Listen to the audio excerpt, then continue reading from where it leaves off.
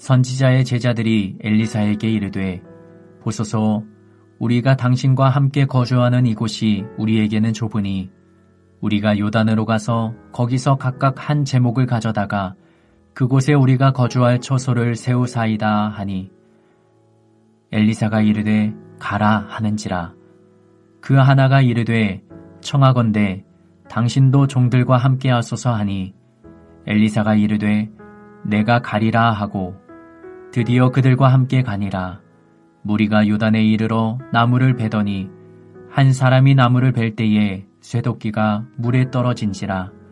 이에 외쳐 이르되 아, 내 주여, 이는 빌려온 것이니이다 하니 하나님의 사람이 이르되 어디 빠졌느냐 하매 그곳을 보이는지라. 엘리사가 나뭇가지를 베어 물에 던져 쇠도끼를 떠오르게 하고 이르되 너는 그것을 집으라 하니 그 사람이 손을 내밀어 그것을 집으니라.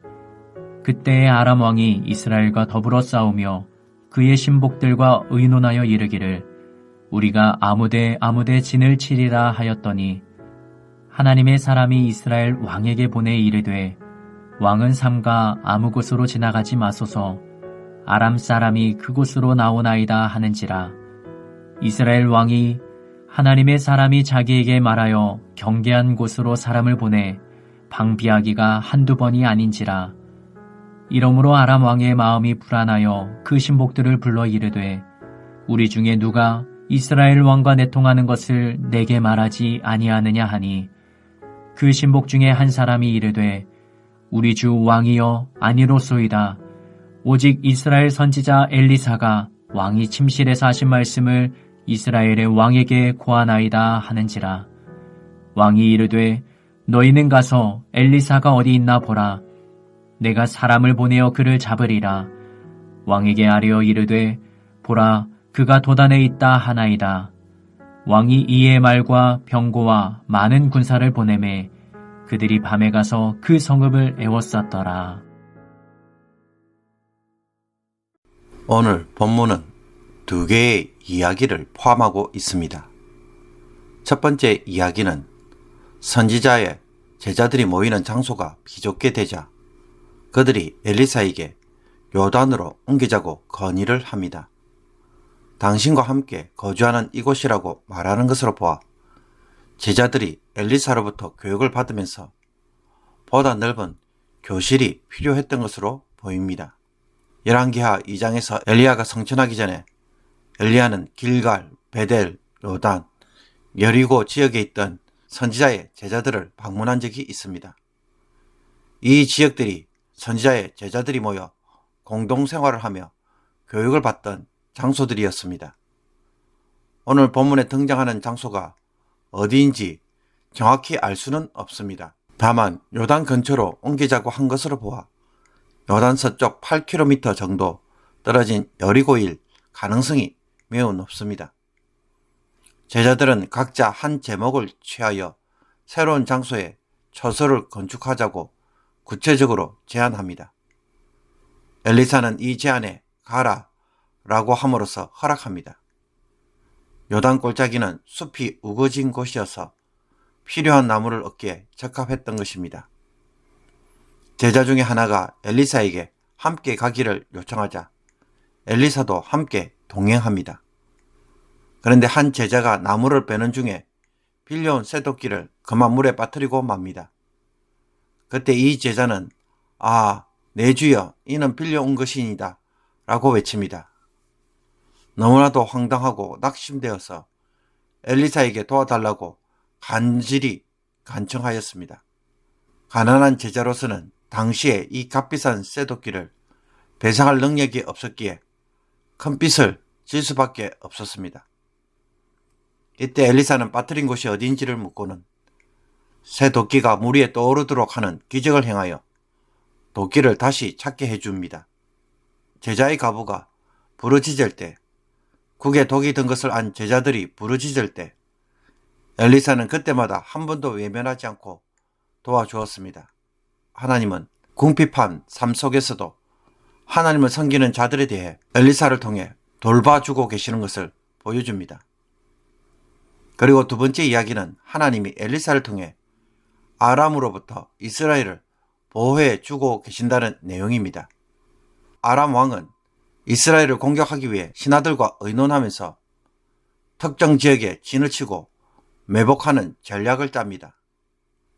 그때마다 하나님의 사람 엘리사가 이 계획을 알고는 이스라엘 왕에게 사람을 보내어서 알려줍니다. 당시에 이스라엘 왕은 하나님이나 선지자를 찾지 않았지만 엘리사는 전가를 보내어 아람군의 매복 장소를 알려주고 그곳에 가지 말도록 경고해 주었습니다.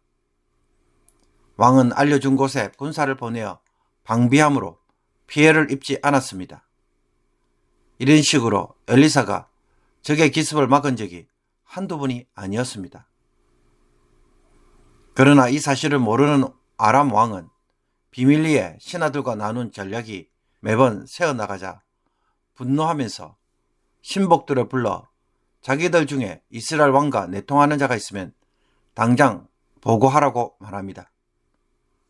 그러나 한 신복이 이스라엘의 선지자 엘리사가 왕이 침실에서 하는 말을 이스라엘 왕에게 미리 알려줌으로써 일어난 일이라고 가르쳐 줍니다. 이 말에 아람 왕은 그가 어디에 있는지를 알아보고 엘리사를 당장 잡아오라고 명령합니다. 엘리사가 도단에 있다는 말을 듣자 왕은 말과 병거와 많은 군사를 보내어 밤에 그 성읍을 에워싸도록 합니다. 첫 번째 이야기에서 여러분은 선지자의 제자들이 처소를 요단으로 옮기는 이유가 무엇이라고 생각하십니까? 그 이유는 선지자를 따르는 제자들이 많아졌기에 교육을 받을 장소가 비좁아졌다는 것입니다. 이 말이 의미하는 바가 무엇입니까? 엘리야와 엘리사가 활동하던 북왕국 이스라엘은 아합왕과 이세벨이 바알 숭배를 도입하므로 많은 선지자들이 살해되고 백성들은 언약을 저버리며 권력자들은 이세벨에 동조하던 상황이었습니다. 그때 엘리야는 혼자 남아서 아합왕과 싸운 것 같아 괴로워했던 적이 있었습니다. 엘리야가 백성에게 이르되 여호와의 선지자는 나만 홀로 남았으나 바알의 선지자는 450명이로다. 이런 상황에서 하나님의 가르침을 받는 제자들이 늘어나고 선지자를 섬기며 돕는 백성들이 엘리사 주변에 있습니다. 이것은 우상 숭배가 가득한 북이스라엘 땅에도 하나님의 신실한 백성들이 남아있다는 것을 보여줍니다. 모든 사람들이 우상 숭배에 다 빠져 있는 것처럼 보여도 그 속에서 하나님도 우상 숭배와 대적하며 싸우고 계시고 하나님의 신실한 백성들을 남겨놓으심으로써 훗날 회복의 기회를 가질 수 있도록 만들고 계십니다. 엘리야가 혼자 남아있다고 말할 때도 하나님은 오바다를 통해 선지자 100명을 숨겨놓으셨고 바알에 무릎 꿇고 입맞추지 않은 자 7,000명을 남겨놓으셨습니다. 그러므로 나만 홀로 남아서 신앙생활을 하고 있고 나 혼자만 손해보면서 미련하게 신앙의 방식을 고집하고 있는 것이 아닙니다. 하나님은 오늘도 우리 주변에 믿음으로 살려고 하는 사람들을 세우고 계시고 은밀하게 조용히 일하고 계십니다. 나 혼자 신앙의 방식대로 한다고 해서 뭐가 달라질 수 있는가? 이런 생각으로 스스로 포기하고 무너진 적은 없습니까? 주변의 상황만을 바라보고 신앙대로 사는 것을 쉽게 내려놓은 것은 없는지 오늘 말씀을 통하여 바로 세우기를 원합니다. 눈에 보이는 것이 전부가 아닙니다. 우리의 삶의 뒷배경에는 항상 주님이 준비하고 계시며 북이스라엘의 우상 숭배와 싸우시는 것처럼 나의 신앙을 위해 지금도 주님은 준비하시고 뒤에서 일하고 계십니다. 그러므로 이 하나님과 동력자가 되어서 하나님이 내게 맡겨주신 일을 열정적으로 섬기는 자들이 되기를 원합니다. 그리고 엘리사가 제자들의 어려운 문제를 외면하지 않고 매번 도와주었던 것처럼 비록 북왕국 이스라엘 왕이 하나님을 찾지도 않고 선지자도 찾지 않는 왕이지만 그래도 공경에 처할 때마다 하나님은 어떻게 해 주십니까? 도와주시고 보호해 주십니다. 우리 같으면 꼴보기 싫고 얄미워서 다시는 도와주고 싶지 않을 것 같습니다. 도와달라는 말도 안 하고 나를 도리어 미워하고 나쁜 짓만 하는 사람인데 굳이 찾아가서 도와줄 필요가 있을까요? 아마 엘리사가 자신의 생각과 감정으로만 바라보았다면 엘리사는 여호람 왕을 절대로 도와주지 않았을 것입니다. 그런데도 이상하게 하나님은 이 이스라엘 왕을 도와주십니다. 그 이유가 무엇일까요? 비록 북왕국 이스라엘이 우상 숭배를 함에도 불구하고 그래도 하나님 나라이고 하나님의 땅이며 하나님의 백성이기 때문입니다. 하나님과 맺은 언약으로 인해 하나님은 여전히 그와 같은 관점으로 바라보고 계시는 것입니다. 그렇다면 교회 안에서 제대로 신앙생활을 하지 않으면서도 문제를 일으키는 성도를 볼 때 여러분은 어떻게 대하십니까? 내 입장이 아닌 먼저 하나님의 입장에서 바라보고 섬길 것을 요구하고 있습니다. 그래도 하나님의 백성이라는 것입니다. 사랑하는 성도 여러분, 교회 성도에게 성도로 바라보고 그 사람을 위해 주님도 십자가에서 못 박혀 죽으셨다는 것을 기억해야 할 것입니다. 그래서 그가 문제가 있어도 한결같이 대하고 편견에 따라 사람을 대하지 않으며 같은 사랑으로 대하라는 성령의 음성에 순종하기를 원합니다. 또 이런 섬김이 그 사람에게도 유익하지만 이것은 우리에게도 크게 유익된 일입니다.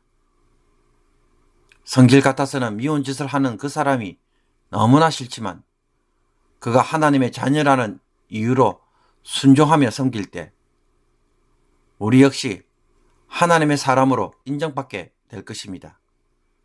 자기 생각으로 신앙생활을 하는 자가 아니라 하나님의 사람으로 신앙생활을 한다는 것입니다. 그러므로 하나님의 사람들은 자신의 생각과 판단으로 순종하는 자들이 아니라 하나님이 하시는 대로 순종함으로 하나님의 뜻을 이루는 사람입니다. 오늘 이 말씀을 묵상하면서 혹시 나는 하나님 앞에서 너무 많은 토를 달고 거부하는 이유가 너무 많으며 그래서 순종하고 있지 않는지 말씀을 통하여 변화되는 성도가 되기를 주님의 이름으로 축복합니다. 기도드리겠습니다. 하나님을 경외하는 자들에게는 언제나 그 부르짖음에 귀를 기울이시기에 문제 앞에서 쉽게 포기하거나 낙심하는 자들이 되지 않게 하여 주옵소서. 하나님이 피할 길, 도우시는 길을 내주시는 것처럼 문제를 만나도 언제나 살 길이 있음을 확신하는 성도가 되게 하여 주옵소서. 교회 안에서 때로 나에게 잘해주는 사람에게만 관심을 가지고 사랑을 베푸는 차별적인 사랑을 할 때가 많습니다. 그러나 주님은 모든 이들에게 한결같이 사랑을 베푸시는 분이시기에 저희들도 주님을 본받아 끝까지 섬기는 자들이 되게 하여 주옵소서. 하나님의 백성이라는 이유 하나만으로도 사랑할 줄 아는 성도가 되게 하여 주셔서 저희들도 하나님 때문에 하나님을 사랑할 줄 아는 자들로 변화되게 하옵소서. 이 모습으로 오늘 하나님 앞에서 바로 서는 자가 되도록 저희들의 마음을 주장하여 주옵소서. 예수 그리스도의 이름으로 기도하옵나이다. 아멘.